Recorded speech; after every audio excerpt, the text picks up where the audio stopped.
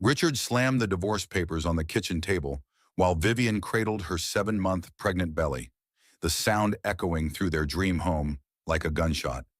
Vivian Harper had believed she was living a fairy tale, married to tech millionaire Richard Sterling for 3 blissful years, expecting their first child, living in their beautiful home overlooking San Francisco Bay. The marble countertops gleamed under pendant lights she'd chosen with such care, and family photos smiled down from every surface. But fairy tales don't prepare you for the moment your husband serves you divorce papers while you're making his favorite lasagna. "I can't do this anymore, Vivian," Richard said, his voice cold as winter rain streaming down their floor-to-ceiling windows. "Brooke makes me feel alive again. The yoga teacher, the one with the perfectly flat stomach and spiritual quotes that sounded profound until you actually thought about them. The one who'd been helping Richard with his stress management for the past 6 months, teaching him to breathe deeply and find his center. Apparently, his center was located somewhere between her meditation mat and her apartment." Vivian's hands shook as she read the legal documents, her wedding ring catching the light like a tiny lighthouse in a storm. The papers outlined Richard's demands with clinical precision division of assets, custody arrangements, and his claim to half of everything, including the modest inheritance she'd mentioned from her late parents. Her millionaire ex-husband wanted to strip away every piece of their life together, including money that had never truly belonged to either of them. "You're really doing this," she whispered, her voice barely audible over the distant hum of evening traffic. "While I'm pregnant with your child." Richard loosened his silk tie, the same shade of blue she'd given him for their anniversary. "The pregnancy was an accident, Vivian. We both know that. I'm 38 years old, and I feel like I've been sleepwalking through my life. Brooke showed me there's more than this suburban housewife routine." Suburban housewife routine. 3 years of supporting his business ventures, hosting dinner parties for his clients, managing their household so he could focus on building sterling technologies. 3 years of being the perfect wife to a man who now saw her dedication as suffocation. "What about our marriage vows?" Vivian asked, placing a protective hand over her belly where their daughter moved restlessly, as if sensing the upheaval in her mother's world. "For better or worse, remember, I was young and naive when I said those words," Richard replied, checking his expensive watch. "People change. Vivian, I've changed. I need someone who understands my spiritual journey, not someone who thinks meditation is just sitting quietly." The irony would have been laughable if it weren't so devastating. Richard speaking about spiritual journeys while abandoning his pregnant wife for a yoga instructor who quoted ancient wisdom between designer workout sets. His narcissistic abuse had been subtle at first, small criticisms, gentle corrections about her appearance or opinions, but pregnancy had amplified his cruelty into sharp, undeniable focus. "Where will I go?" Vivian asked, though she already knew the answer. She'd been planning for this possibility since Richard started coming home late, smelling like sandalwood and making comments about her expanding waistline. "That's not my problem anymore," Richard said, gathering his keys and wallet. "The prenup protects my assets, and you'll get alimony for the kid. You'll be fine." He paused at the door, and for a moment, Vivian thought he might apologize, might recognize the magnitude of what he was destroying. Instead, he said, "I'll be staying at Brooks until you can find somewhere else to live. My lawyer will be in touch." The front door closed with the finality of a coffin lid, leaving Vivian alone in the kitchen that had once represented everything she'd wanted: a home filled with love, laughter, and the promise of forever. Now it felt like a museum displaying the artifacts of her failed marriage. She sank into the breakfast nook where they'd shared thousands of meals, where Richard had proposed on a snowy Christmas morning, where she'd told him about the pregnancy with such joy and anticipation. The divorce settlement papers spread across the table like a roadmap to her destruction, each paragraph methodically dismantling 3 years of shared dreams. Her phone buzzed against the granite countertop, and Vivian's heart jumped, hoping Richard had come to his senses. Instead, she saw a text from Grandfather Howard, the message that would change everything. "Emergency family meeting tomorrow at 10 a.m. Time to tell Richard who you really are." Vivian stared at the message, her fingers trembling as she set the phone down. For 3 years, she'd lived as Vivian Harper, the ordinary marketing coordinator who'd captured a millionaire's heart through coffee shop meetings and Target shopping trips. She'd hidden her true identity so completely that even she sometimes forgot the magnitude of what she'd sacrificed for love. Harper Airlines, $12.6 billion, a family empire that owned half the sky. Her millionaire ex-husband had no idea he was divorcing one of the wealthiest women in America. The baby kicked hard against her ribs, and Vivian placed both hands on her belly, drawing strength from the life growing inside her. "Your daddy thinks he's trading up. Baby girl," she whispered to her unborn daughter. "He has no idea what he's trading away." Outside, San Francisco glittered in the twilight, millions of lights representing millions of dreams. Some dreams died in kitchen conversations over legal documents, but others were just beginning. Vivian Harper Sterling had spent 3 years pretending to be ordinary. But Harper women had built an empire on the foundation of never being anyone's second choice. Tomorrow, Richard would discover that his midlife transformation had cost him more than a marriage. It had cost him access to a dynasty that could have secured his daughter's future for generations. But first, Vivian had a decision to make. Would she use her family's power to win him back? Or would she finally embrace the strength she'd been hiding for the sake of a love that had never been real? The divorce papers rustled in the evening breeze from the air conditioning, and Vivian gathered them into a neat stack. Her prenup, carefully crafted by the Harper family attorneys, would protect her assets just as Richard believed it protected his. The man who spoke so confidently about financial independence and divorce settlements had signed away any claim to billions without realizing it. Women supporting women, her grandmother had always said. Sometimes that meant protecting yourself from men who saw you as disposable the moment someone younger and more convenient appeared. Vivian stood up slowly, her hands supporting her lower back as she moved toward the stairs. Tomorrow would bring revelations that would reshape everything. But tonight, she needed to rest and prepare for the battle ahead. Richard Sterling thought he was divorcing a middle-class woman with a modest inheritance. He was about to learn he'd made the most expensive mistake of his life. Vivian had spent 3 years pretending to be ordinary, but Harper Airlines owned half the sky. The next morning, Vivian drove through the familiar streets of her childhood toward Harper family headquarters, her belly pressed against the steering wheel of her modest sedan. She'd chosen this car carefully 3 years ago, something unremarkable that wouldn't raise questions about her background. Now, passing the sleek corporate campus where her family's jets gleamed on private runways, the deception felt like a costume she was finally ready to shed. Harper Airlines wasn't just a company, it was a legacy built by her great-grandfather during the barnstorming era, expanded by her grandfather into a commercial empire, and modernized by her father before his death. $12.6 billion in assets, roots spanning 6 continents, and political connections that reach the highest levels of government. The Harper name opened doors that money alone couldn't touch. But Vivian had walked away from all of it at 25, tired of watching cousins marry gold diggers and friends betray family secrets for tabloid money. She'd changed her name from Vivian Harper Montgomery to simply Vivian Harper, moved across the country, and taken a job as a marketing coordinator, earning $42,000 a year. She'd wanted to be loved for herself, not her family's financial independence. The executive elevator carried her to the 60th floor, where floor-to-ceiling windows offered a panoramic view of the city. This was where she'd spent childhood afternoons, where her grandfather had taught her about business, and her grandmother had shared wisdom about navigating a world that would try to diminish her simply because she was born female. "You've played house long enough, sweetheart," Grandfather Howard said as she entered his oak-paneled office. At 72, Howard Harper commanded respect from world leaders and corporate titans, but his eyes softened when they landed on his pregnant granddaughter. "That boy wants to divorce you while you're carrying his child. Time he learned what family he's messing with." Margaret Whitfield, the family's steel-spined attorney, rose from her leather chair with predatory grace. Margaret had been protecting Harper interests for 30 years, and she'd never lost a case involving more than $10 million. Her silver hair was pulled back in a severe bun, and her navy suit cost more than most people's monthly salary. "We've been preparing for this day since you got married," Margaret said, sliding a thick folder across the mahogany conference table. "Richard Sterling's net worth is $8 million. Your trust fund turns over more than that every quarter."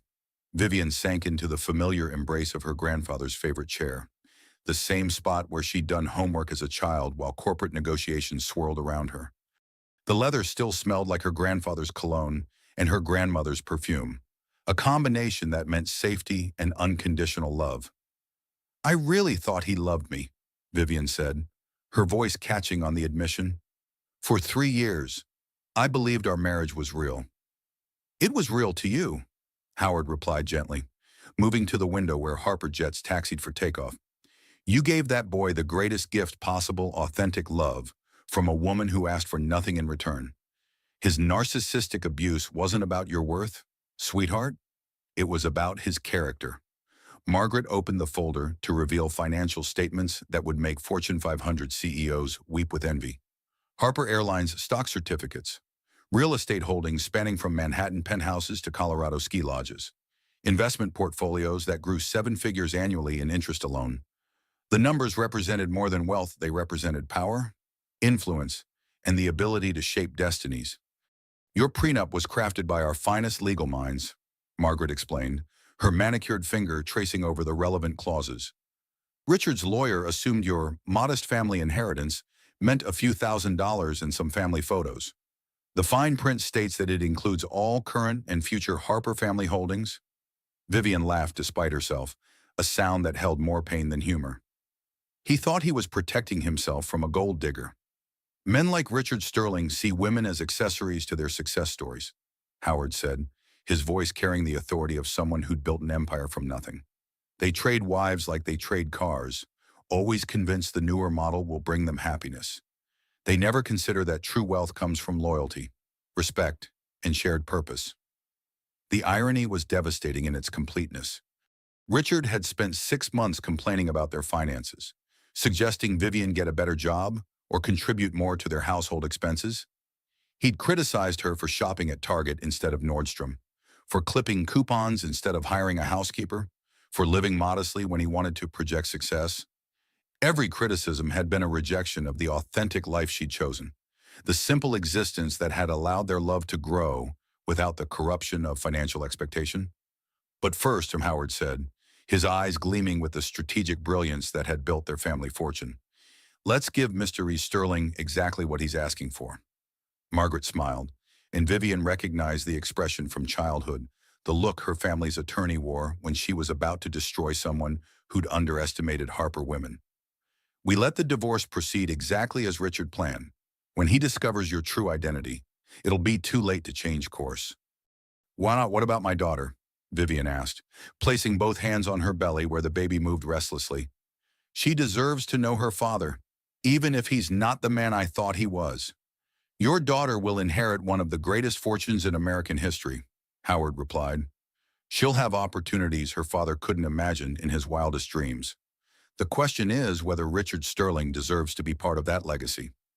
Through the office windows, Vivian could see the city spread out below like a living map of possibility. Somewhere in that urban landscape, Richard was probably planning his future with Brooke, calculating alimony payments and custody schedules, believing he held all the cards in their divorce settlement.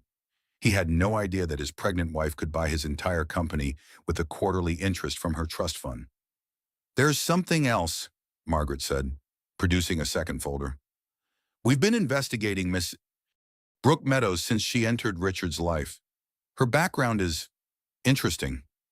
The photographs Margaret spread across the table told a story that made Vivian's blood run cold. Brooke at charity galas with different wealthy men, Brooke at wedding ceremonies under different names, Brooke accepting settlement checks from divorce attorneys in 3 different states. The woman Richard believed was his spiritual salvation had made a career of targeting successful men during vulnerable transitions. "Women supporting women doesn't mean protecting predators," Margaret said coldly. "Ms.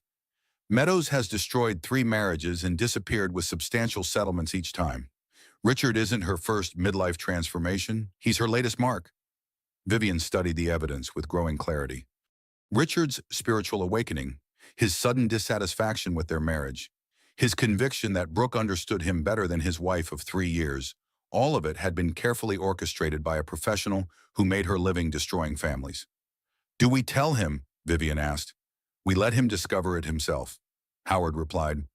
"Men like Richard need to learn consequences, not receive rescue from women they've underestimated. Your job isn't to save him from his choices, it's to protect yourself and your daughter from the damage he's causing. The baby kicked hard, and Vivian winced, pressing her hand against the sharp movement. Her daughter seemed to sense the tension in the room, the weight of decisions that would shape her entire future. This child would grow up knowing her worth wasn't determined by men who saw women as replaceable, who measured love in terms of convenience and ego gratification. I want him to know the truth, Vivian decided, her voice growing stronger with each word. All of it, but I want him to face that truth after he's committed to his choice, after he's burned every bridge and shown his true character. Margaret nodded approvingly. We arrange a meeting at his office, neutral territory, where he can't claim ambush or manipulation. We present the facts clearly and give him 24 hours to reconsider his position. And if he still proceeds with the divorce, then Richard Sterling learns that his midlife transformation just cost him access to $12.6 billion and the respect of one of America's most powerful families. Howard said with satisfaction. Some lessons are expensive. Sweetheart, this one will cost him everything. Vivian stood slowly, her hand supporting her lower back as she moved toward the door. Tomorrow would bring revelations that would reshape her entire world. But today, she felt something she hadn't experienced in months, the return of her own power. Richard Sterling thought he was divorcing a middle-class woman with a modest inheritance. He was about to discover he'd made the most catastrophic mistake of his life, and by then, it would be far too late to undo the damage. The Harper legacy would continue, protected and strengthened by women who refused to be anyone's second choice. Richard's lawyer discovered the prenup they signed wasn't what anyone thought it was. At Brooks' apartment, Richard celebrated his newfound freedom with expensive champagne that bubbled like his excitement for the future. The space reflected Brooks' carefully curated spiritual aesthetic crystals arranged on floating shelves, meditation cushions scattered across hardwood floors, and inspirational quotes written in flowing calligraphy on canvas prints. Everything felt clean, uncluttered, and refreshingly different from the family-focused chaos his life had become with Vivian's pregnancy. I can't believe I waited so long to do this, Richard said, loosening his tie as he paced between Brooks' yoga mats. Vivian's just a middle-class girl who got lucky when she married me. The prenup protects my assets, and she'll get standard alimony for the kid. Nothing that'll impact my financial independence. Brooks smiled from her position in lotus pose, her perfectly flat stomach highlighted by designer athletic wear that cost more than most people's weekly groceries. The universe rewards authentic choices. Richard, you're finally honoring your true self instead of playing a role that no longer serves you. But when Richard's lawyer, David Chen, examined the prenup more carefully that afternoon, his face went white as fresh snow. David had been Richard's attorney for 8 years, handling everything from business contracts to real estate deals, and he'd never seen anything like the document spread across his mahogany desk. Richard, we have a problem, David said, his voice tight with barely controlled panic. This prenup doesn't protect your assets. It protects hers. Richard stopped mid-sip of his victory scotch, the liquid suddenly tasting like ash in his mouth. That's impossible. You reviewed that document yourself before we signed it. I reviewed what I thought was a standard prenuptial agreement, David replied, flipping through pages of legal text with growing horror. The language seemed straightforward: protection of premarital assets, standard alimony provisions, custody arrangements, but the fine print reveals something very different. David's finger traced the relevant section, his voice growing more strained with each word. Your wife's modest family inheritance isn't listed as a dollar amount. It's defined as all current and future Harper family holdings. I assume that meant a few $1,000s and some family photos. I never investigated further because Vivian presented herself as a woman of modest means. The scotch glass slipped from Richard's fingers, shattering against the Persian rug like his confidence in the divorce settlement. What exactly are we talking about here? I've spent the morning researching Harper family holdings, David said, producing a folder thick with financial documents. Richard, your wife isn't from a middle-class family with a small inheritance. She's the primary beneficiary of the Harper Airlines empire. Net worth $12.6 billion. The number hung in the air like smoke from an explosion, incomprehensible in its magnitude. Richard's entire net worth was $8 million, impressive by most standards. but microscopic compared to the fortune his wife had been hiding. His millionaire ex-husband's status suddenly felt like calling himself tall when standing next to Mount Everest. "That's impossible," Richard repeated, but his voice lacked conviction. Memories were reshaping themselves in his mind. Vivian's uncanny knowledge of business strategy, her calm during financial stress, her insistence on modest living despite his pressure to upgrade their lifestyle. She shops at Target. She clips coupons. She was living below her means, David explained, loosening his tie as if the office had suddenly become unbearably hot. Dramatically below her means. "Richard, your wife could buy your entire company with pocket change." Meanwhile, Vivian sat in her hotel room, hands resting on her belly as she spoke to her unborn daughter. The space was comfortable but anonymous, a far cry from the luxury she could afford but had chosen to avoid. She'd checked in under her maiden name, paying cash to avoid creating paper trails that might complicate the divorce proceedings. "Your daddy thinks he's trading up, baby girl," she said softly, feeling the child move restlessly inside her. "He has no idea what he's trading away. But maybe that's for the best. Maybe you and I deserve better than someone who sees love as a business transaction." A knock at the door interrupted her meditation. Travis Montgomery stood in the hallway, her college friend turned investigative journalist, holding a manila envelope that would change everything about Richard's understanding of his spiritual awakening. "I've got news about your husband's yoga teacher," Travis said, settling into the room's single armchair. At 34, Travis had built a reputation for exposing con artists and financial predators, his investigative skills honed by years of following money trails that led to human devastation. "Vivian, Brooke Meadows isn't who she claims to be." Travis opened the envelope to reveal photographs, documents, and a timeline that painted a disturbing picture of calculated manipulation. "Her real name is Rebecca Williams. She's done this before twice. Same pattern, same techniques, same devastating results for the families she targets." The evidence was damning in its thoroughness. Rebecca Williams from Phoenix, who'd married and divorced tech executive Marcus Webb after claiming pregnancy and receiving a $2 million settlement.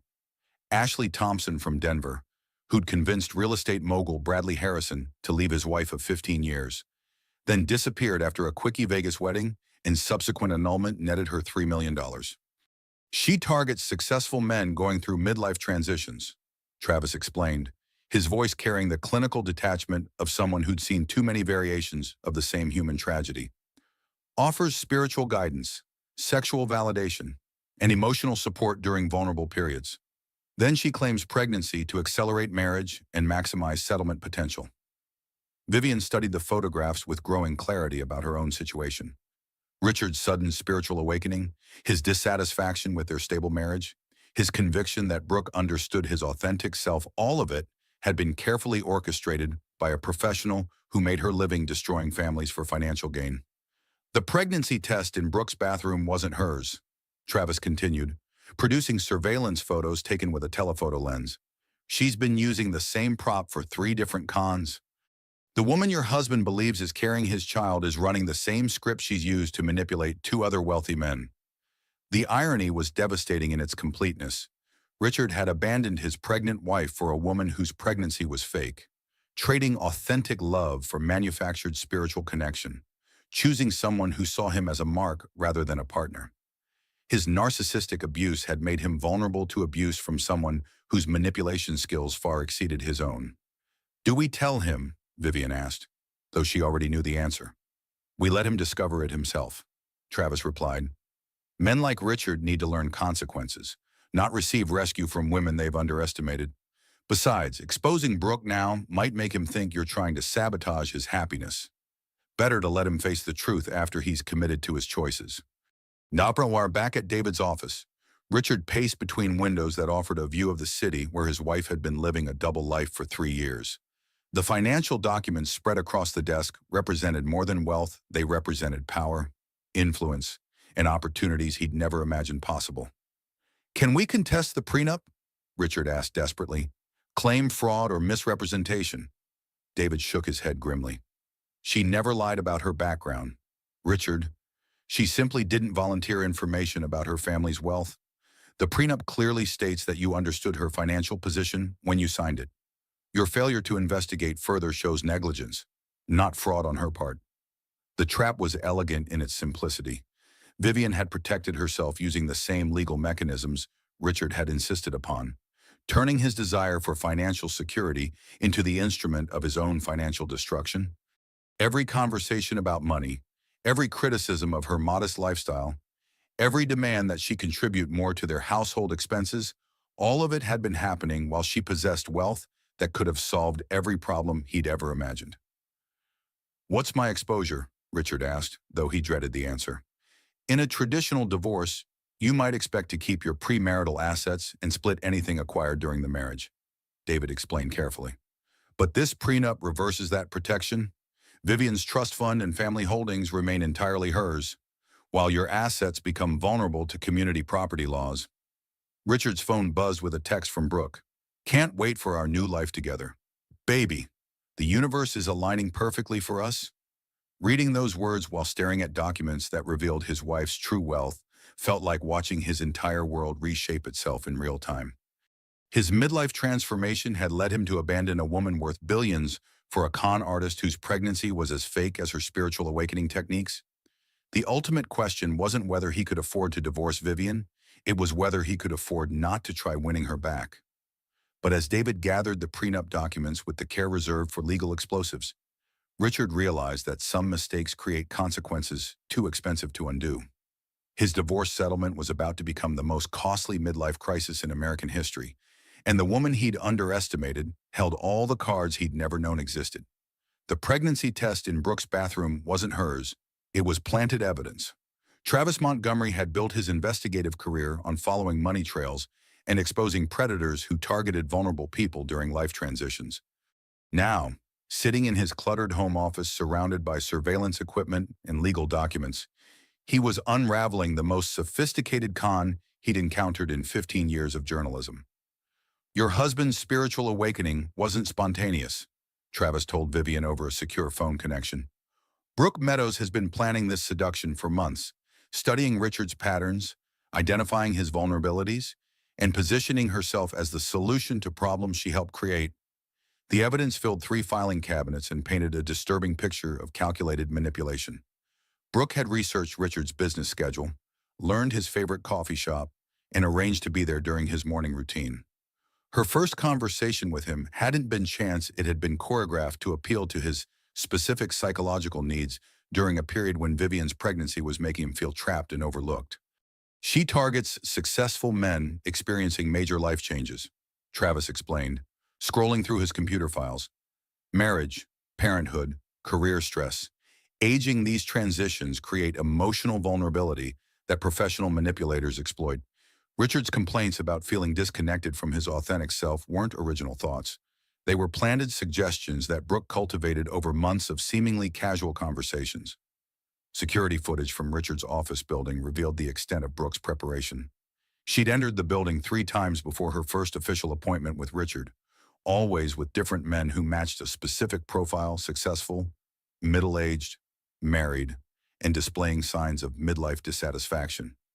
Each visit had been reconnaissance, gathering information about building security, Richard's schedule, and potential escape routes if her con was discovered. "She's not working alone," Travis continued, producing photographs of Brooke meeting with a man in his 50s at expensive restaurants throughout the city. Marcus Webb, her first victim from Phoenix, has been helping her identify targets and refine her techniques. He's become her business partner in what amounts to a marriage destruction enterprise. Vivian felt sick as she absorbed the implications. Marcus Webb was the tech executive who'd left his pregnant wife for Rebecca Williams, only to discover her pregnancy was fake after he'd already paid a $2 million settlement. Instead of learning from his mistake, he'd become complicit in destroying other families, perhaps believing that helping Brooke hurt other men would somehow validate his own foolish choices. "The pregnancy announcement was scheduled for maximum impact," Travis said, producing a timeline that showed Brooke's calculated escalation. She waited until Richard was fully committed to the divorce before revealing what she claimed was his child. "The timing wasn't coincidental. It was designed to eliminate his options for reconciliation with you." The fake pregnancy test had been purchased 3 months earlier, part of a kit that included multiple positive tests, pregnancy pillows, and even synthetic urine samples that would fool basic medical examinations. Brooke had been using the same props for years, adapting her timeline to match each target's specific vulnerabilities and financial situation. Meanwhile, Richard sat in his office at Sterling Technologies, staring at financial reports that suddenly seemed insignificant compared to the wealth his wife had been hiding. His business partner Shane Parker knocked on the door, carrying coffee and concern about Richard's recent behavior. "You've seemed distracted lately," Shane said, settling into the chair across from Richard's desk. At 29, Shane was younger and more idealistic than Richard, still believing in concepts like loyalty and authentic love. "Everything okay with the divorce proceedings?" Richard laughed bitterly, the sound echoing off his office windows that offered a view of the city where his entire understanding of reality was being rewritten. "Vivian's been lying to me for 3 years. Shane, she's not who I thought she was." "What do you mean?" "She's rich," Richard said, the words feeling strange in his mouth. "Not comfortable or well off. Rich. Billionaire rich. Harper Airlines rich. And I've been criticizing her for shopping at Target while she could buy my entire company with pocket change." Shane set down his coffee cup with the careful precision of someone processing shocking information. "Wait, Harper Airlines. Your wife is connected to Harper Airlines." "She's not connected to it," Richard replied, his voice hollow with the magnitude of his miscalculation. "She owns it. Or will, eventually. Her family built that empire, and I've been treating her like some gold digger who lucked into marrying above her station." The irony was so complete it felt like a cosmic joke. Richard had spent months complaining about Vivian's lack of ambition, her satisfaction with modest living, her refusal to leverage their marriage for social advancement. Every criticism had been a rejection of choices she'd made to live authentically, to find love based on character rather than financial opportunity. "Richard," Shane said carefully, "Harper Airlines contracts with major tech companies for their corporate travel management. If your divorce becomes public knowledge, it could impact our business relationships across multiple sectors." That hadn't occurred to Richard, the possibility that his personal decisions might have professional consequences extending far beyond his own company.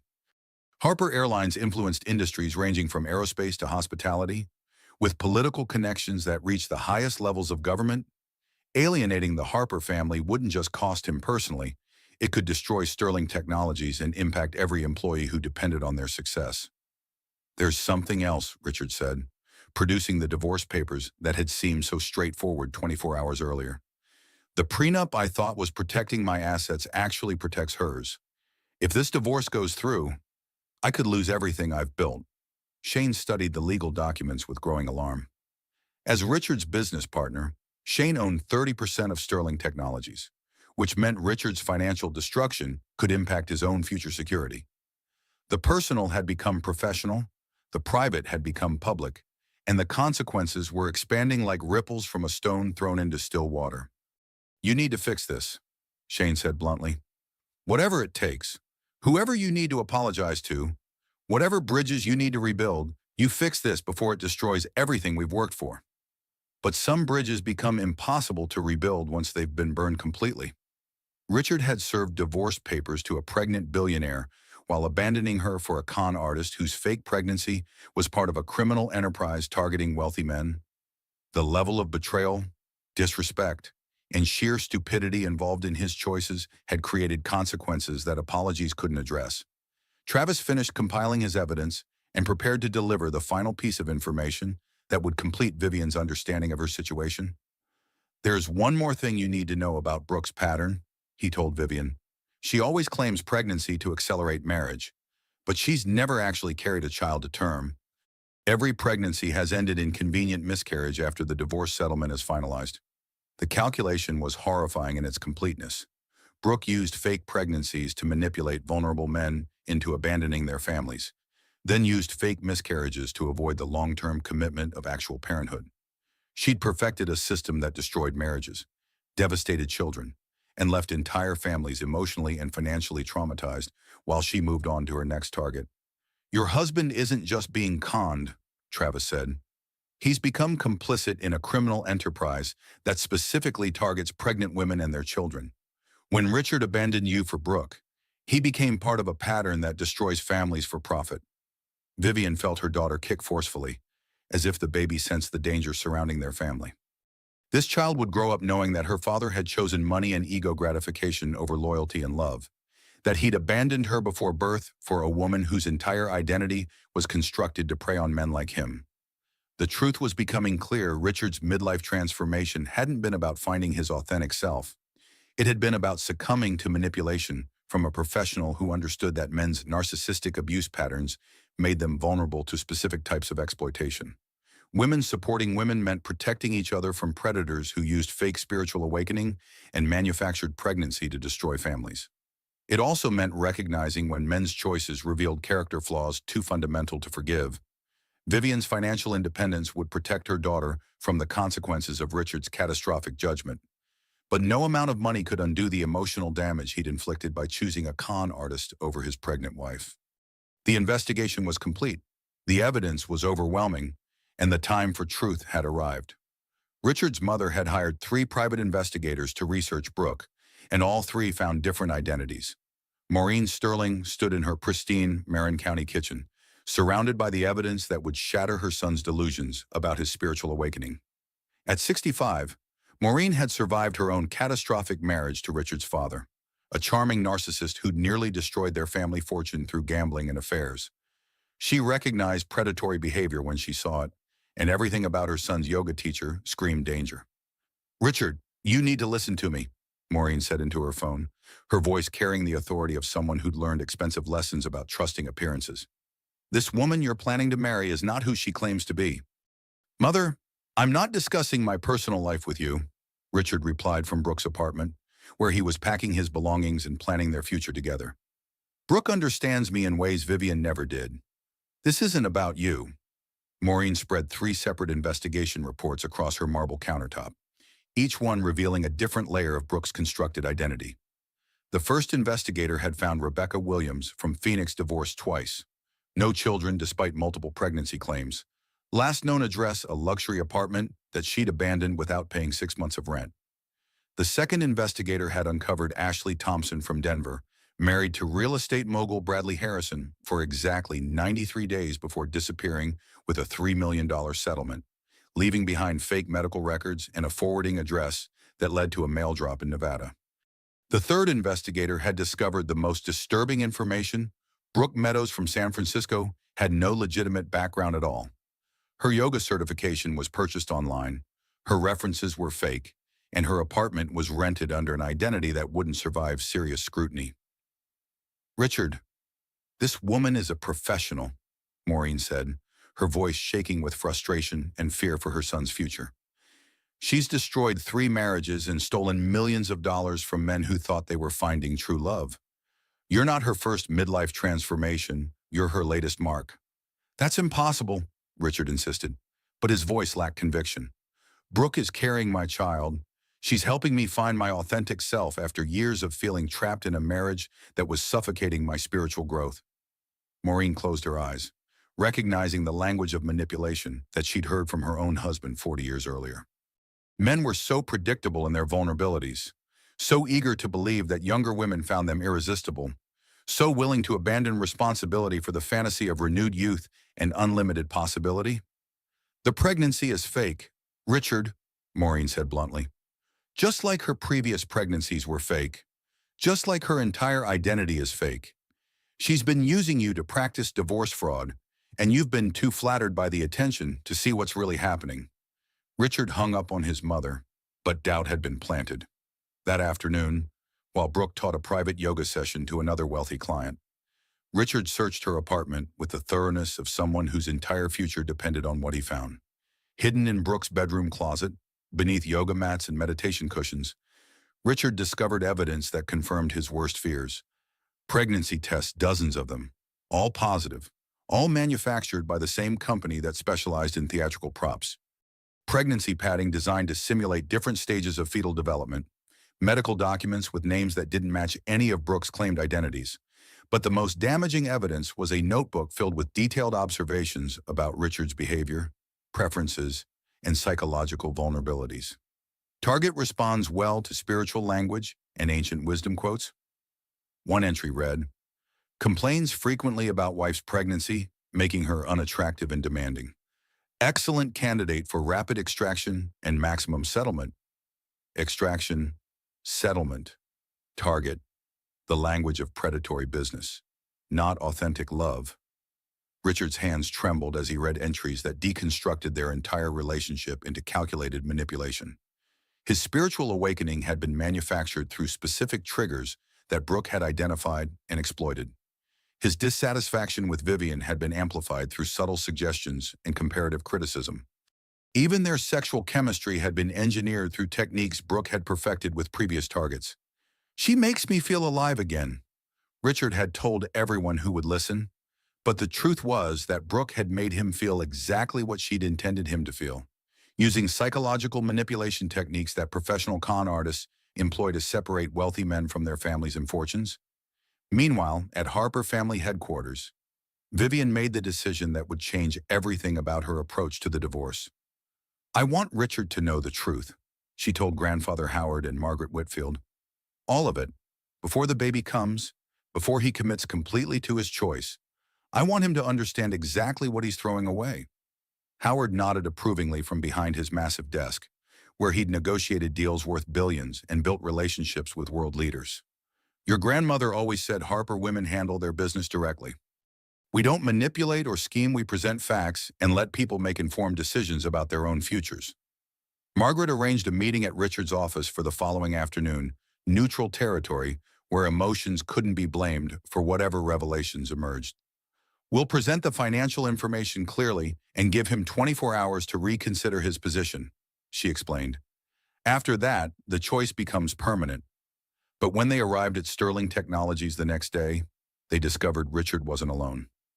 Brooke sat beside his desk, her hand possessively on his arm, wearing Vivian's wedding ring on a chain around her neck like a trophy from a conquered enemy. "Actually," Brooke said with a smile sharp as broken glass, "Richard and I have an announcement of our own." Vivian felt her daughter kick forcefully, as if the baby sensed the confrontation about to unfold. This moment would determine not just the future of her marriage, but the foundation upon which her child would understand concepts like loyalty, authenticity, and the true cost of betraying people who love you unconditionally. Richard looked between his pregnant wife and his yoga teacher, unaware that the next few minutes would force him to choose between fantasy and reality, between manufactured spiritual awakening and genuine family legacy, between a con artist's temporary validation and a billionaire's permanent love. The Harper family fortune could survive Richard's betrayal, but his daughter would grow up knowing that her father had chosen money and ego gratification over loyalty and commitment. Some consequences create generational impact that no amount of financial independence can undo. Margaret opened her briefcase with the precision of someone preparing for legal warfare, while Vivian placed both hands on her belly and prepared to reveal truths that would reshape her husband's entire understanding of the life he was choosing to abandon. Women supporting women sometimes meant protecting yourself from men whose narcissistic abuse made them vulnerable to even worse manipulation from professional predators. The time for truth had arrived, and Richard Sterling was about to discover that his midlife transformation had cost him everything worth having. Brooke's pregnancy announcement would have been more convincing if she hadn't forgotten to hide the fake belly padding. The tension in Richard's office was thick enough to cut with a knife as Brooke Meadows prepared to deliver what she believed would be the final blow to any hope of reconciliation between Richard and Vivian. Sunlight streamed through the floor-to-ceiling windows, illuminating the scene like a stage set for a drama that would determine the future of multiple families. "Richard and I are expecting a child together," Brooke announced, her hand moving to her abdomen in a gesture of protective motherhood that would have been touching if it weren't completely fabricated. "The universe has blessed our authentic connection with new life." Vivian watched her husband's face transform with joy, wonder, and the vindication he'd been seeking for his decision to abandon his pregnant wife. Richard stood up from his desk chair, moving toward Brooke with the reverence of someone who believed he was witnessing a miracle rather than a performance. "This changes everything," Richard said, his voice thick with emotion. "Vivian, you have to understand this proves that my choice was guided by something larger than myself. The universe is showing me that Brooke and I are meant to build a life together." But Travis Montgomery, waiting in the lobby with professional surveillance equipment, was capturing photographs that would expose Brooks' deception with devastating clarity. Through his telephoto lens, he could see what everyone in the office had missed: the subtle bulk around Brooks' midsection that suggested padding rather than pregnancy, the careful way she positioned herself to avoid profile shots, and most damning of all, a corner of synthetic material that had shifted during her dramatic announcement. "Before we discuss your announcement," Margaret Whitfield said with the calm authority of someone who destroyed more experienced liars than Brooke Meadows, "there's something about Mrs. Sterling's identity that requires clarification." Margaret placed a folder on Richard's desk, the leather portfolio containing documents that would rewrite his understanding of everything he thought he knew about his wife, his marriage, and his financial future. "Mr. Sterling, your wife isn't who you believe her to be. There's nothing I need to know about my soon-to-be ex-wife," Richard snapped, his attention focused entirely on Brooke and the child he believed she was carrying. "Whatever games you're playing, Margaret, they won't change my decision. I found real love, real connection, and real purpose with Brooke." "Actually," Margaret replied with the smile of someone holding royal flush, "there is something quite significant you should know. Vivian Harper is the primary beneficiary of the Harper Airlines Trust. Net worth $12.6 billion. The office fell silent except for the hum of Richard's computer and the distant sound of traffic 40 floors below. Numbers that large don't immediately register in the human brain. They require time to process, context to understand, and usually multiple repetitions before their magnitude becomes clear. Richard's face went through a sequence of emotions in rapid succession: confusion, disbelief, calculation, recognition, and finally, naked greed. The transformation was so complete and obvious that even Brooke could read the implications written across his features. "This is impossible," Richard whispered, sinking back into his chair, as if the weight of his mistake was physically crushing him. "You shop at Target, you clip coupons, you drive a Honda Civic." "I wanted to be loved for myself," Vivian replied simply, her hand protective over her belly, where their daughter moved restlessly. "Not my family's money. I spent 3 years being authentic with you, Richard. Every moment of our marriage was real on my side." Brooke's face went pale as she performed her own calculations. She'd spent months researching Richard Sterling, studying his business ventures, calculating his net worth, and positioning herself to extract maximum value from their relationship. Her entire con had been based on the assumption that Richard was the wealthy target and Vivian was the obstacle to be removed. Now she realized she'd been manipulating the wrong person entirely. "Richard, baby," Brooke said, her voice taking on a desperate edge as she tried to regain control of the situation. "Money doesn't matter when you have real spiritual connection. What Vivian's offering you is just material wealth. What we have is authentic love." But Richard's attention was entirely focused on the financial documents spread across his desk. Harper Airlines stock certificates, real estate holdings, investment portfolios, trust fund statements, numbers so large they redefined his understanding of wealth and power. His wife, the woman he'd been preparing to divorce, could buy his entire company with the quarterly interest from her trust fund. "This can't be legal," Richard said, his voice cracking with the strain of processing information that overturned every assumption he'd made about his marriage. "If Vivian had this much money, why didn't she contribute more to our household expenses? Why did she live like a middle-class woman?" "Because that's who she chose to be," Margaret explained patiently. "Mrs. Sterling wanted to build a marriage based on love and compatibility, not financial dependency. She lived modestly to ensure that any man who loved her was responding to her character, not her bank account." The irony was devastating in its completeness. Richard had criticized Vivian for exactly the qualities that proved her authenticity: her refusal to flaunt wealth, her satisfaction with simple pleasures, her focus on building emotional connection rather than social status. Every complaint he'd made about her lack of ambition had been a rejection of choices that demonstrated her genuine character. Travis chose that moment to enter the office, his press credentials providing access that security couldn't question. "Sorry to interrupt," he said with the casual confidence of someone holding devastating evidence, "but I think there's something everyone should see." He placed a series of photographs on Richard's desk beside the financial documents, images that told a story more damaging than any verbal accusation could convey. Brooke adjusting what appeared to be padding under her flowing dress. Brooke meeting with Marcus Webb at expensive restaurants throughout the city. Brooke entering Richard's building with different men over a period of months. Your girlfriend's pregnancy is as fake as her spiritual awakening techniques, Travis said bluntly. Her real name is Rebecca Williams, and she's made a career of targeting wealthy men during vulnerable transitions. This is her fourth attempt at divorce fraud, and you've been her most cooperative victim yet. Brooke's carefully constructed facade began to crumble under the weight of photographic evidence. Those pictures are taken out of context, she protested, but her hand moved unconsciously to her midsection, where the padding had shifted during her dramatic pregnancy announcement. Would you like to explain the context? Margaret asked with predatory politeness. Because these photographs suggest a pattern of behavior that federal prosecutors might find very interesting. Richard stared at the evidence with the expression of someone watching his entire world collapse in real time. The spiritual awakening that had felt so authentic, the pregnancy that had seemed like divine validation. The authentic love that had convinced him to abandon his family, all of it, had been manufactured by a professional con artist who'd studied his psychological vulnerabilities and exploited them with surgical precision. Get out, Richard told Brooke, his voice barely above a whisper. Just get out. But what about our baby? Brooke asked, maintaining her performance even as the evidence of her deception spread across the desk like accusations written in black and white. There is no baby, Richard said, his voice growing stronger with each word of recognition. There never was a baby. There was never anything real between us. You've been lying to me about everything, and I've been lying to myself about what I really wanted.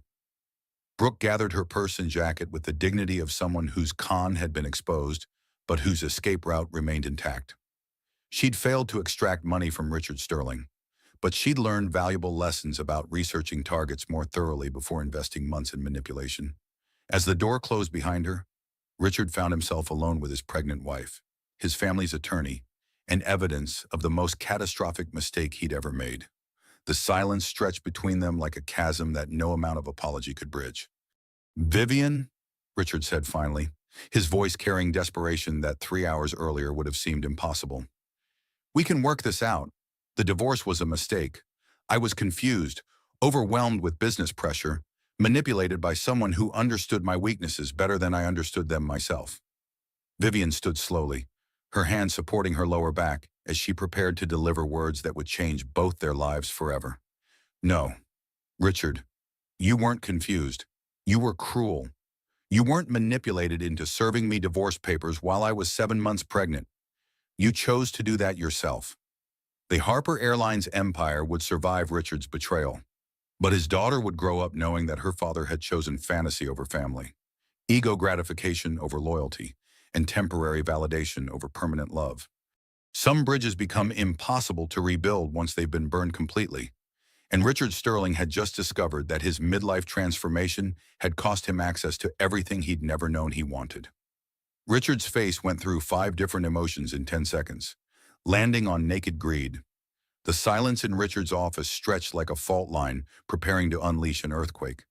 Outside the floor-to-ceiling windows, San Francisco continued its daily rhythm 40 stories below, oblivious to the family dynasty reshaping itself in a corporate boardroom. Richard stared at the financial documents spread across his mahogany desk, his brain struggling to process numbers that defied comprehension. Harper Airlines stock certificates bore his wife's name not as a beneficiary or inheritance recipient, but as the primary shareholder of an empire worth $12.6 billion, real estate holdings spanning 6 states, from Manhattan penthouses to Colorado ski lodges, investment portfolios that generated more money in quarterly interest than his entire net worth, trust fund statements that read like the budget of small nations. This is impossible, Richard whispered for the 3rd time, his voice cracking under the weight of recognition. You bought groceries with coupons. You drove a Honda Civic. You worked as a marketing coordinator for $42,000 a year. I wanted to be loved for myself, Vivian replied, her hand moving protectively over her belly, where their daughter seemed to sense the tension radiating through the room. Not my family's financial independence. Every choice I made was designed to ensure that any man who loved me was responding to my character, not my bank account. Margaret Whitfield observed Richard's emotional transformation with the clinical interest of someone who'd witnessed similar revelations destroy marriages, partnerships, and entire family legacies. First came disbelief, the human mind's natural resistance to information that overturns fundamental assumptions. Then recognition, as scattered memories realign themselves into a new understanding of reality. Vivian's uncanny knowledge of business strategy during dinner conversations. Her calm confidence during financial stress that would have terrified most people earning modest salaries. Her insistence on living below their means despite Richard's pressure to upgrade their lifestyle to match his growing success. Her refusal to be impressed by his wealth or intimidated by his business connections. But the emotion that settled across Richard's features like a mask was neither remorse nor embarrassment, it was calculation. Margaret recognized the expression from 40 years of family law practice. The moment when love transforms into negotiation, an authentic connection becomes financial opportunity. "Vivian, sweetheart," Richard said, his voice suddenly tender in a way that made Margaret's skin crawl. "We can work this out. The divorce was obviously a mistake.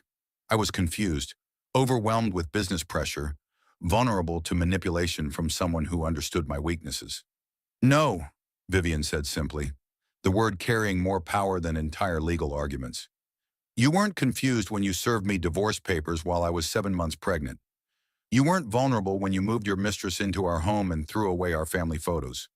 You made conscious choices about who you wanted to be, and I'm making conscious choices about who I refuse to accept." Richard's desperation became palpable as the magnitude of his mistake crystallized into sharp focus. "Vivian, you have to understand Brooke manipulated me. She made me believe that what we had was spiritual connection, that my dissatisfaction with our marriage was about finding my authentic self rather than basic infidelity." "Brooke didn't make you cruel," Vivian replied, standing slowly from her chair with the dignity of someone who'd reclaimed her own power. "She didn't force you to criticize my appearance while I was carrying your child. She didn't make you demand that I contribute more financially to our household while you planned to abandon me for someone you thought was prettier and more spiritual." The truth was becoming unavoidable. Richard's midlife transformation hadn't been about spiritual awakening or authentic self-discovery. It had been about narcissistic abuse patterns that made him vulnerable to manipulation from someone whose professional expertise involved destroying families for profit. Travis moved toward the window, giving the family space while remaining close enough to document any threats or attempts at intimidation. His investigation had revealed not just Brooke's criminal history, but Richard's active participation in emotional abuse that had preceded her arrival by months. "You complained about my pregnancy weight gain," Vivian continued, her voice growing stronger with each acknowledgement of truth she'd been avoiding for months. "You criticized my lack of ambition while I was building a home where you could focus on your business. You demanded that I be grateful for your financial support while sitting on wealth that could have solved every problem you claimed to face." Richard's business partner, Shane, knocked on the office door, then entered without waiting for permission. The expression on his face suggested he'd overheard enough of the conversation to understand the implications for Sterling Technologies and everyone who depended on their success. "Richard," Shane said carefully, "Harper Airlines contracts with major tech companies throughout the industry. If this divorce becomes public knowledge, it could destroy our professional relationships and tank our client base overnight." That aspect hadn't occurred to Richard, the possibility that his personal decisions might create professional consequences extending far beyond his own life. Harper Airlines influenced industries ranging from aerospace to hospitality, with political connections that reached the highest levels of government. Alienating one of America's most powerful families wouldn't just cost him personally, it could destroy everything he'd built and everyone who'd helped him build it. "There's still time to fix this," Shane continued, his voice carrying the desperation of someone watching his own future collapse. "Whatever apologies need to be made, whatever bridges need to be rebuilt, whatever legal arrangements need to be restructured, we fix this before it destroys everything we've worked for." But Vivian had already made her decision. "The divorce proceeds as planned," she said with finality that left no room for negotiation or manipulation. "I won't be married to someone who sees me as disposable the moment someone younger and more convenient appears." Margaret began gathering the financial documents with the satisfaction of someone whose strategy had unfolded exactly as planned. "Mr. Sterling," You have 24 hours to consider your position. After that, the prenup you signed becomes permanently binding, and your window for reconsideration closes forever. The prenup, the document Richard had insisted upon to protect his assets from a woman he'd assumed was seeking his money. The same legal instrument that would now protect Vivian's billions from a man whose true character had been revealed through his choices during her most vulnerable period. This isn't over, Richard said, but his voice lacked conviction.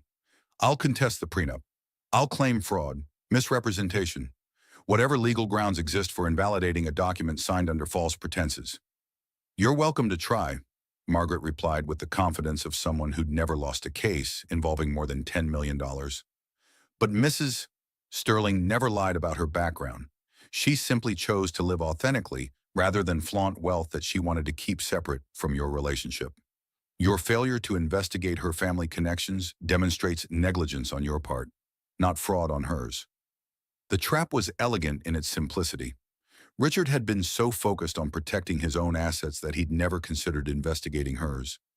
His assumptions about her middle-class background had been based on prejudice and stereotype rather than facts. And those assumptions had shaped a prenup that now protected the very wealth he desperately wanted to access. Vivian moved toward the door, her pregnancy making each step deliberate and careful. Goodbye, Richard. I hope you find whatever it is you're really looking for, but you won't find it by abandoning people who love you for people who see you as an opportunity. As the door closed behind her, Richard slumped in his chair, surrounded by evidence of the most expensive mistake in American divorce history. His millionaire ex-husband status had just been revealed as a cosmic joke. He wasn't divorcing a middle-class woman. He was losing access to an empire that could have secured his daughter's future for generations. The numbers on the financial statements seemed to mock him with their magnitude. $12.6 billion. More money than he could spend in 10 lifetimes. More power than he'd ever imagined possible. More security than any family could ever need. All of it walking away because he'd chosen temporary validation over permanent love. Because he'd confused manipulation for spiritual awakening. Because he'd underestimated the woman who loved him authentically for 3 years while he'd been too blind to recognize the gift he'd been given. Outside his office windows, San Francisco glittered in the afternoon sun. Millions of lights representing millions of dreams. Some dreams died in corporate boardrooms over financial documents, but others were just beginning to take shape in the hearts of women strong enough to walk away from men who couldn't recognize their worth. Richard Sterling had just learned that his midlife transformation had cost him everything worth having, and the lesson had come too late to change the outcome.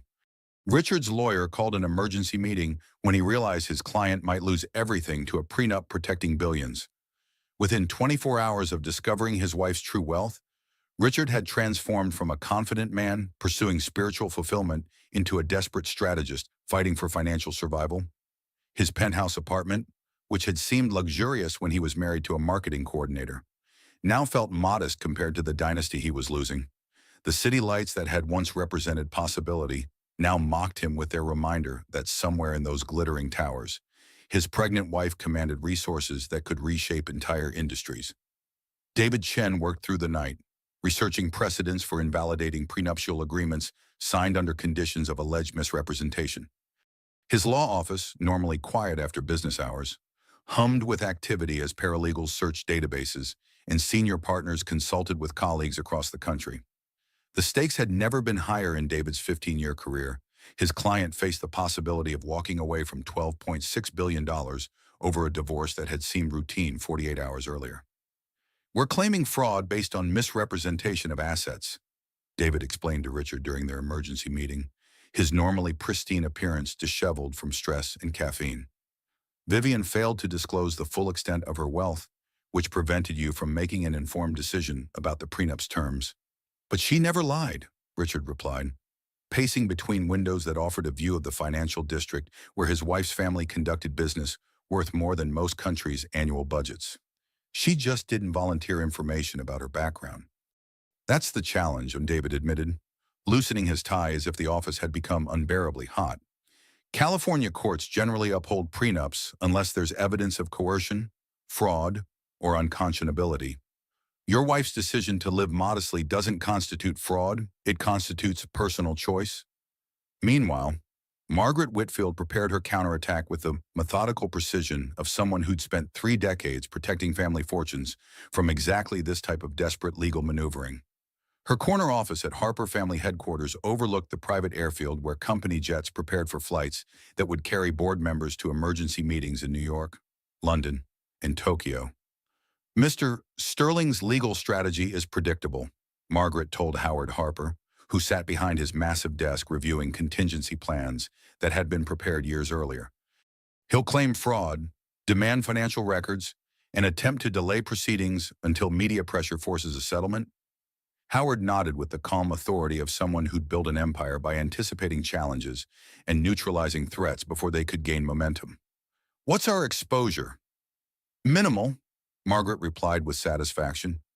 The prenup was drafted by our finest attorneys, reviewed by independent counsel, and signed after a 30-day waiting period that eliminated any claims of coercion. Richard's failure to investigate his wife's background demonstrates negligence, not grounds for invalidation. But Richard's desperation was creating complications that extended far beyond legal proceedings.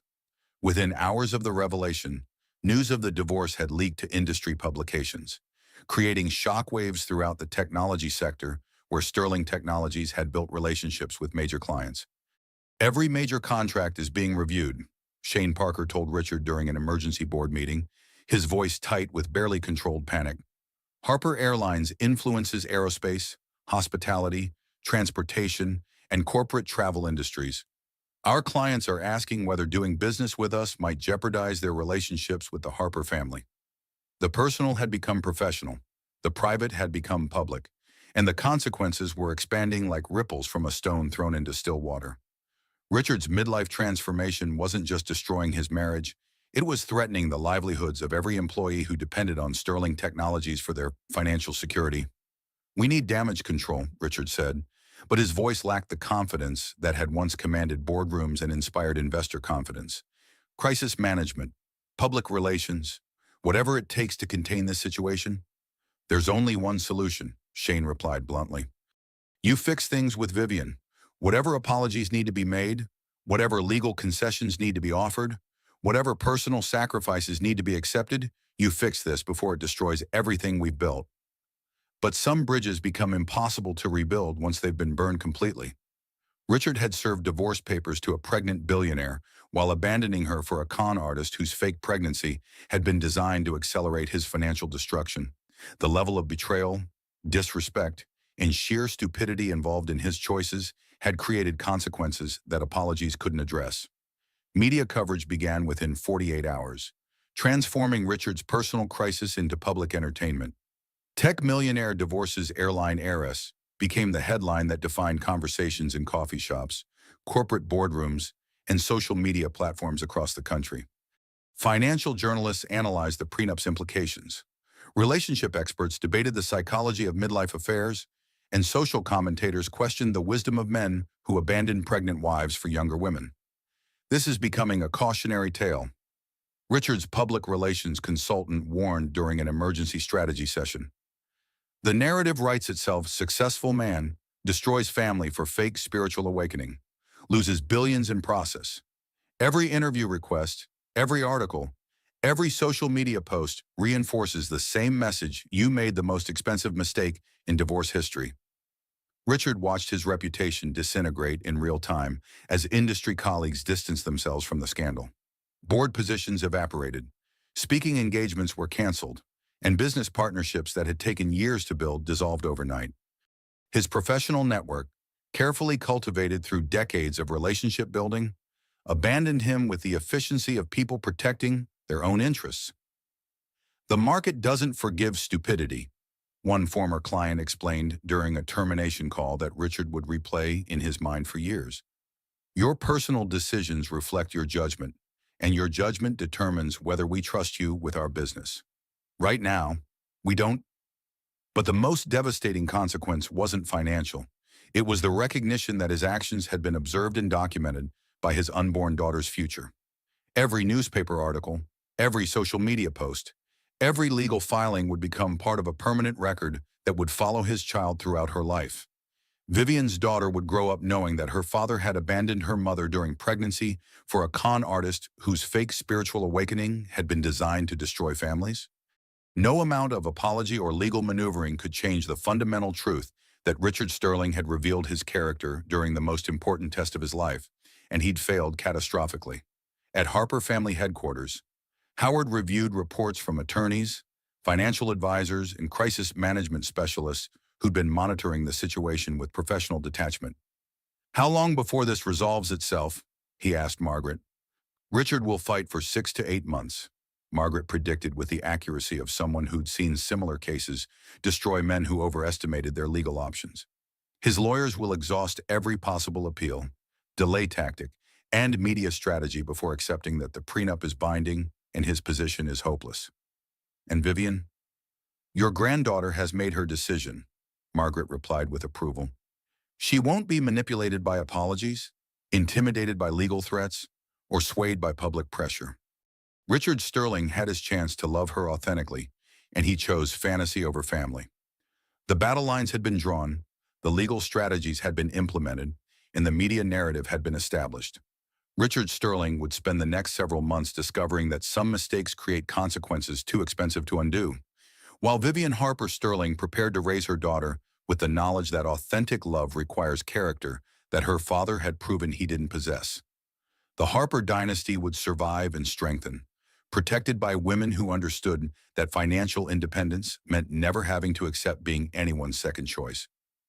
The baby decided to arrive right in the middle of Richard's testimony about asset division. At 36 weeks pregnant, Grace Harper Sterling made her entrance into the world with the dramatic timing that would define her character for years to come. Vivian's water broke at precisely 10:15 a.m., just as Richard finished explaining to the family court judge why his wife's failure to disclose her billions constituted grounds for invalidating their prenuptial agreement. "Your Honor," Richard was saying, his voice carrying the desperation of someone watching his last legal option slip away. "My wife deliberately concealed assets that would have fundamentally altered my understanding of our financial arrangement. The prenup was signed under false pretenses that prevented me from making informed decisions about—" Vivian gasped, her hand gripping the gallery railing as warm fluids soaked through her maternity dress onto the courthouse floor. The contraction that followed was sharp enough to double her over, and Margaret immediately stood from her position at the plaintiff's table. "Your Honor, we need to recess," Margaret announced with the authority of someone who'd practiced family law long enough to recognize genuine medical emergencies.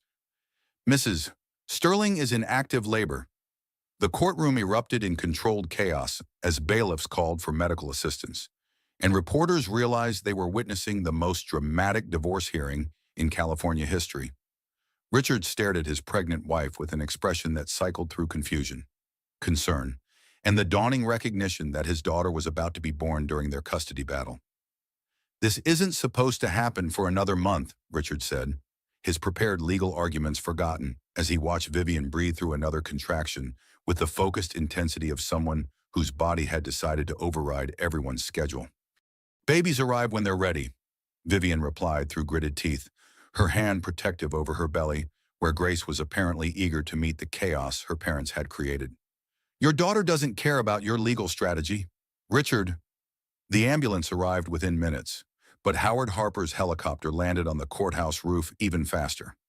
At 72, Howard commanded resources that made emergency medical transport seem routine, and his great-granddaughter would receive the finest obstetric care available, regardless of where labor chose to begin. "We're taking Vivian to UCSF," Howard announced with the calm authority of someone who'd handled family crises across 6 decades. "Their neonatal intensive care unit is the best on the West Coast, and Dr. Patricia Williamson is standing by."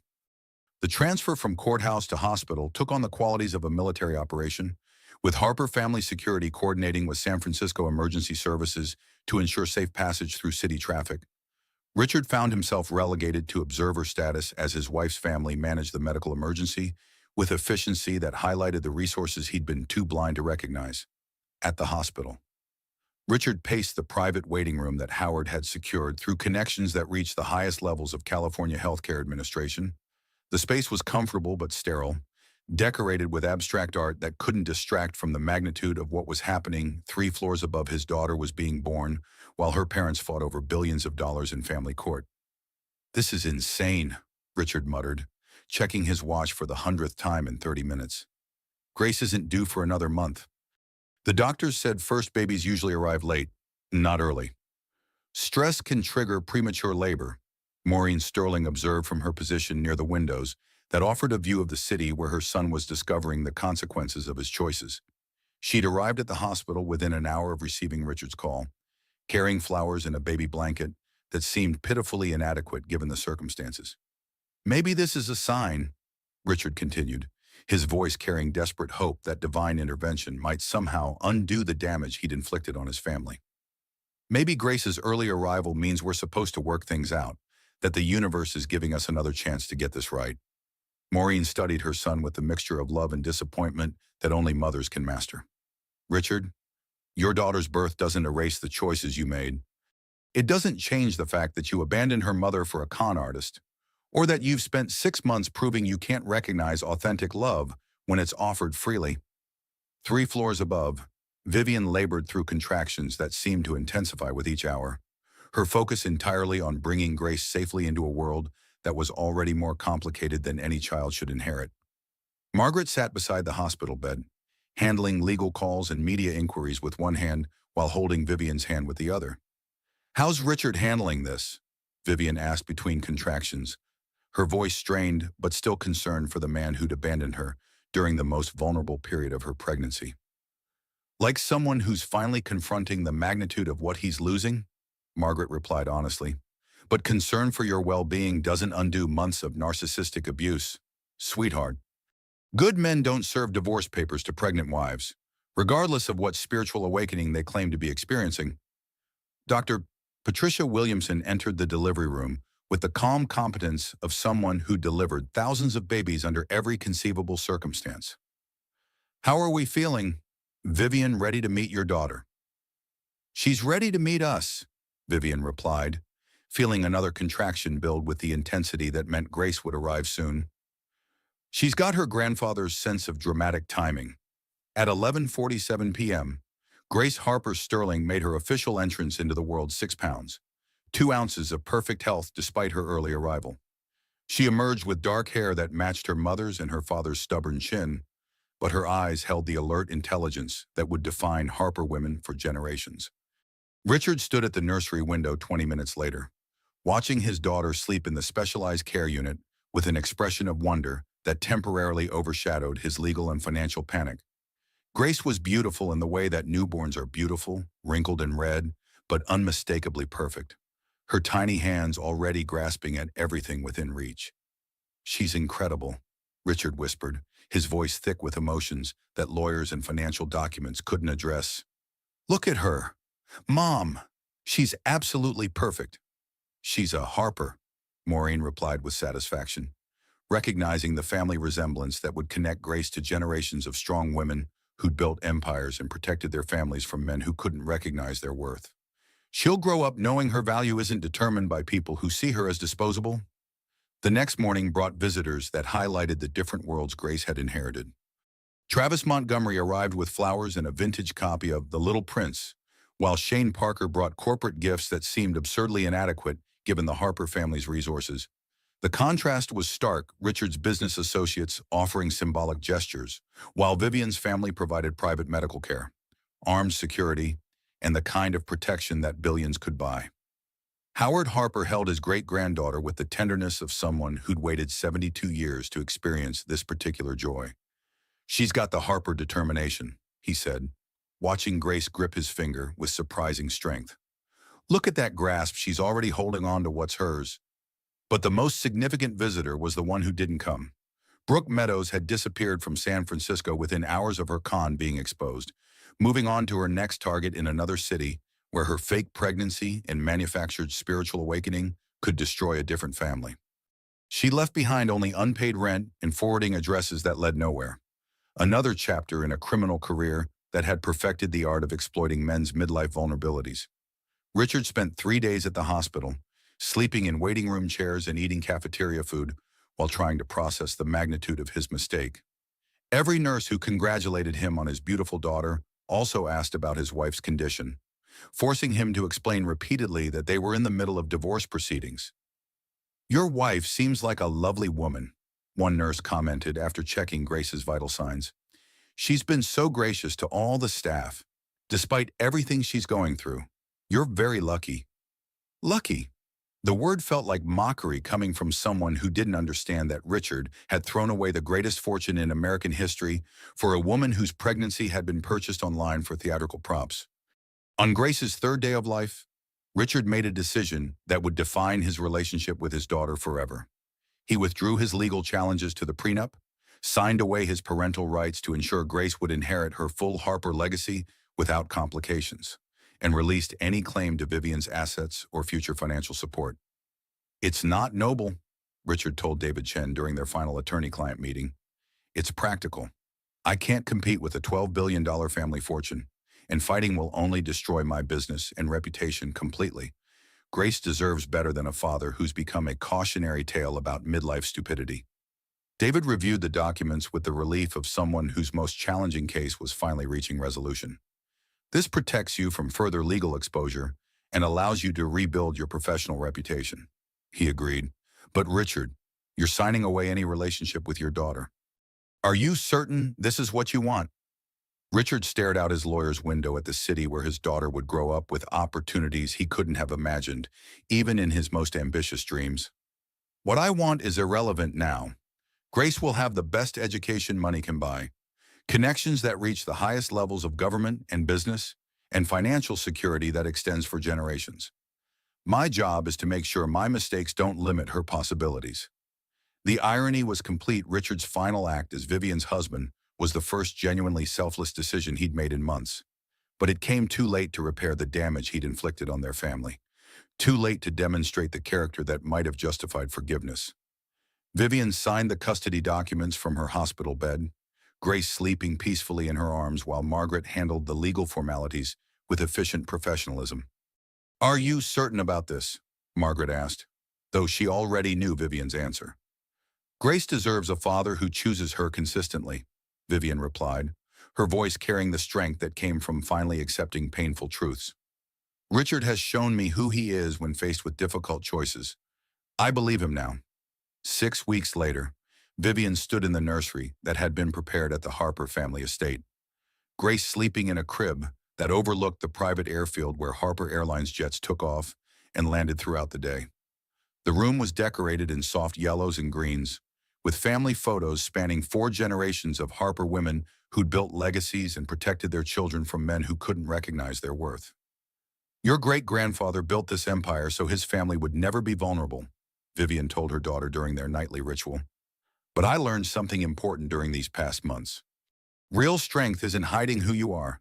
It's being brave enough to be yourself and strong enough to walk away from people who don't value you."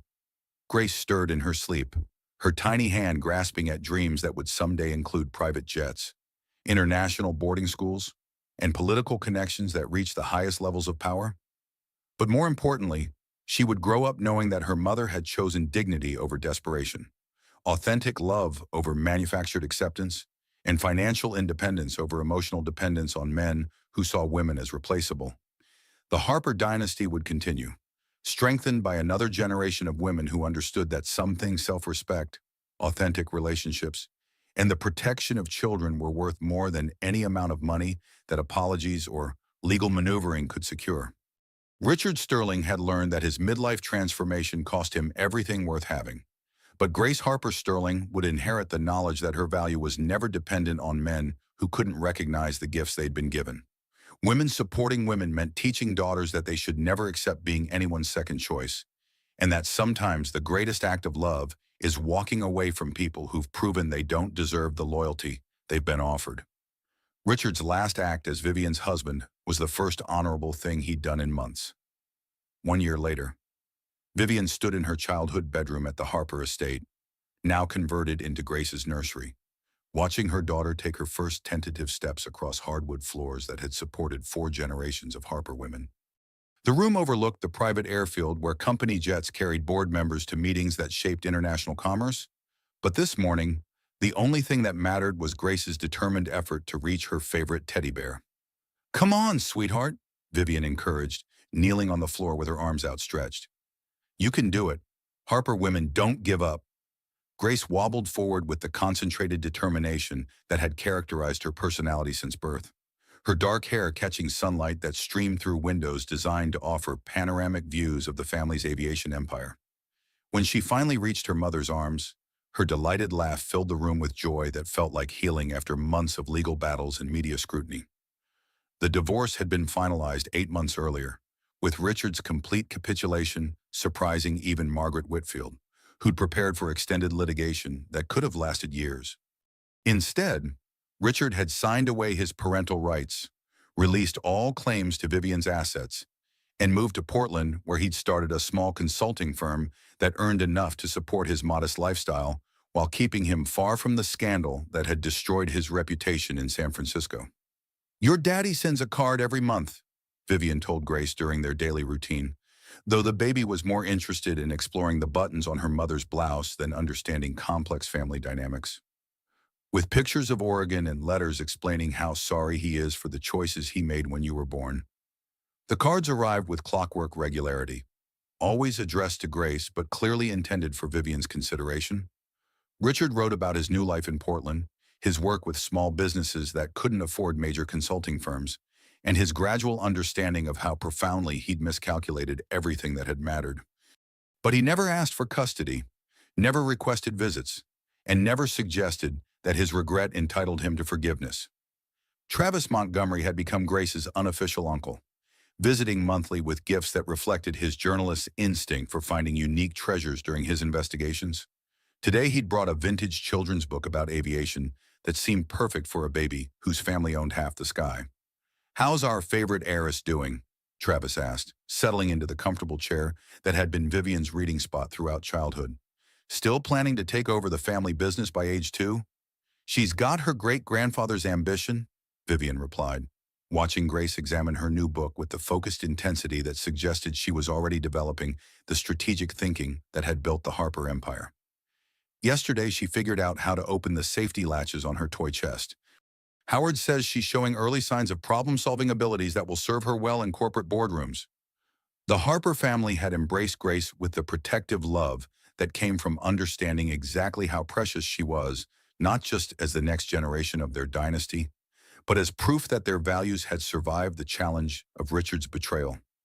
Howard spent hours each day with his great-granddaughter, teaching her about airplanes through picture books and explaining business concepts through games that seemed impossibly advanced for a 1-year-old. "She's going to be formidable," Travis observed, watching Grace attempt to turn pages that were still too complex for her developing motor skills. "Strong women usually come from families that teach them their worth early." Shane Parker had visited twice since Grace's birth, both times carrying corporate gifts and awkward apologies for his former business partner's behavior. Sterling Technologies had survived Richard's scandal, but never recovered its previous momentum. Shane had bought out Richard's shares and rebuilt the company under new management, but the Harper Airlines contracts that could have elevated them to industry leadership were permanently beyond reach. "Richard asks about you both in every email," Shane had mentioned during his most recent visit, his voice carrying the discomfort of someone delivering messages between people who'd burned bridges too completely for direct communication.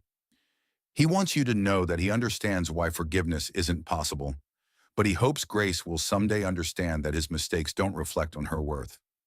Vivian had accepted these messages with the polite distance that protected her from reopening wounds that had finally begun to heal. Richard's regret was genuine. His understanding of his mistakes was complete, and his respect for her decision to exclude him from Grace's life was absolute. But none of that changed the fundamental truth that he'd revealed his character during the most important test of their marriage. And character wasn't something that apologies could rebuild. Margaret Whitfield remained the family's primary attorney, but her role had evolved from crisis management to legacy planning as the Harper dynasty adapted to include another generation. Grace's trust fund is structured to provide complete financial independence while encouraging productive contribution to society, Margaret explained during their quarterly review.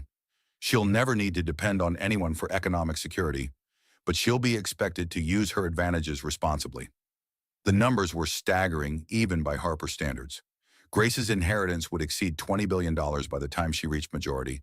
But more importantly, she would inherit a name that opened doors and commanded respect across multiple industries. The Harper legacy wasn't just about money, it was about influence, connections, and the responsibility that came with generational wealth. Your great-grandmother always said that Harper women have obligations that extend beyond personal happiness, Howard told Grace during their daily walks around the estate grounds. At 1 year old, she couldn't understand his words, but she seemed to absorb the gravity of his tone and the weight of expectations that would shape her entire future. The media attention had gradually faded as other scandals captured public interest, but Richard Sterling's name had become permanently associated with the most expensive midlife crisis in divorce history. Business schools used his case as a cautionary tale about the dangers of abandoning long-term relationships for short-term gratification, while relationship experts analyzed his psychological vulnerabilities as examples of how narcissistic abuse patterns made men susceptible to manipulation from professional predators. Brooke Meadows had been arrested in Phoenix 6 months after leaving San Francisco, charged with fraud, identity theft, and racketeering in connection with her systematic targeting of wealthy men across multiple states. Her trial would begin in the fall, with Richard listed as a witness for the prosecution despite his reluctance to relive his humiliation in federal court. Justice doesn't erase the damage she caused, Vivian reflected, reading news articles about Brooke's arrest while Grace napped in her arms, but maybe it prevents her from destroying other families the way she destroyed ours. On Grace's first birthday, the Harper family hosted a celebration that reflected both their wealth and their values. The guest list included business leaders, political figures, and family friends, but the focus remained entirely on the child whose future would extend the Harper legacy into the next century. Grace wore a tiny designer dress and received gifts that ranged from handmade toys to trust fund contributions that would fund her education at the finest institutions in the world. But the most meaningful gift arrived by mail, a letter from Richard that would be saved until Grace was old enough to understand its contents. In careful handwriting, he'd written about his love for her, his regret for the choices that had excluded him from her life, and his hope that she would grow up knowing her worth wasn't determined by her father's failures. "I know I have no right to ask for anything," the letter concluded, "but if you ever decide you want to meet the man who helped create you, I'll be in Portland, trying to become someone worthy of your consideration. Your mother was right to protect you from the person I was when you were born, but I'm working every day to become the person I should have been all along." Vivian read the letter while Grace slept in her crib, surrounded by birthday gifts and family photos that told the story of women who'd built empires and protected their children from men who couldn't recognize their worth. The words were sincere, the regret was genuine, and the respect for her decisions was complete. But forgiveness wasn't something that could be earned through apologies, it was something that had to be freely given. And Vivian wasn't ready to give it. "Your daddy wants to be part of your life," she told Grace during their nightly ritual, though the baby was more interested in the mobile that played classical music above her crib. "Someday, when you're old enough to understand complicated things, you'll get to decide whether his regret justifies taking that risk." The question wasn't whether Richard deserved a second chance. It was whether Vivian was strong enough to define forgiveness on her own terms, in her own time, according to her own understanding of what Grace needed for her development and security. Outside the nursery windows, San Francisco glittered in the evening light, millions of dreams represented by millions of lights. Some dreams died in kitchen conversations over divorce papers, but others were just beginning to take shape in the hearts of women who'd learned that authentic love required character that couldn't be faked or manufactured. Grace Harper Sterling would grow up knowing that her mother had chosen dignity over desperation, financial independence over emotional dependence, and authentic relationships over manufactured spiritual awakening. She would inherit not just billions of dollars, but the knowledge that her worth was never dependent on men who couldn't recognize the gifts they'd been given. The Harper dynasty would continue, strengthened by another generation of women who understood that some things, self-respect, authentic love, and the protection of children were worth more than any amount of money that apologies could offer. Richard Sterling had learned that his midlife transformation cost him everything worth having. But Grace Harper Sterling would inherit the knowledge that she should never accept being anyone's second choice.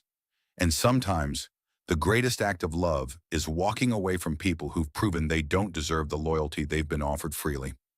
As Vivian turned off the nursery lights and headed toward her own bedroom in the Harper family estate, she felt something she hadn't experienced in over a year: complete peace with her choices.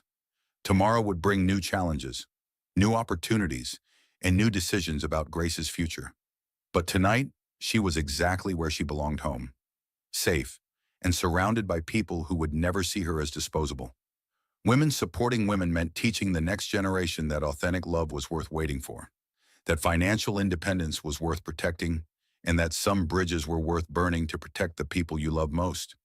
The story was far from over, but the foundation had been laid for Grace Harper Sterling to write her own chapters in a legacy that had survived and strengthened through the choices of women who refused to be anyone's second choice.